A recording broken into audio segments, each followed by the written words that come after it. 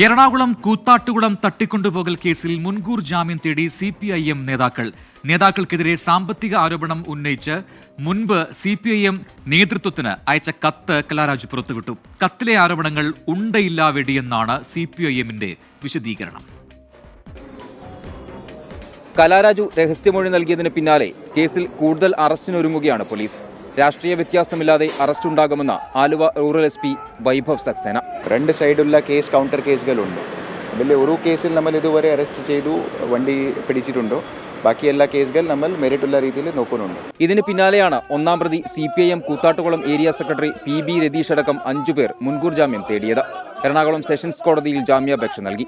കേസിൽ അറസ്റ്റിലായ 4 CPIM പ്രവർത്തകർക്ക് മൂവാറ്റുപുഴ 1ാം ക്ലാസ് മജിസ്ട്രേറ്റ് കോടതി ജാമ്യം അനുവദിച്ചു. ജയിൽ മോചിതരായ പ്രവർത്തകരെ CPIM നേതാക്കൾ മാലയിട്ട് സ്വീകരിച്ചു.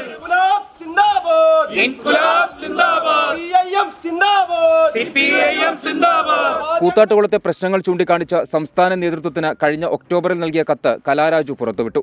ഏരിയ കമ്മിറ്റി അംഗം സണ്ണി കുര്യാക്കോസിനെതിരെ സാമ്പത്തിക തട്ടിപ്പാരോപണം അടങ്ങിയതാണ് കത്ത്. ആരോപണങ്ങൾ ഉണ്ടയില്ലാ വെടിയാണെന്ന area secretary PB Ratheesh. Kalaraju ഇന്ന് പത്രക്കാരോട് പറഞ്ഞ കാര്യങ്ങൾ പൂർണ്ണമായും തെറ്റായ കാര്യങ്ങളാണ്. ദിവസം ചെല്ലുന്തോറും കലാരാജുവിൻ്റെ നാടകം പറയുന്ന നുണകൾ ഓരോന്നായി പൊളിയുന്നു എന്ന് വരുമ്പോൾ പുതിയ പുതിയ കഥകളുമായി വരികയാണ്. CPIM വനിതാ കൗൺസിലർമാരെ ആക്രമിച്ച കേസിൽ കോൺഗ്രസ് നേതാക്കളുടെ അറസ്റ്റ് ഇതുവരെ രേഖപ്പെടുത്തിയിട്ടില്ല. 24 കൊച്ചി.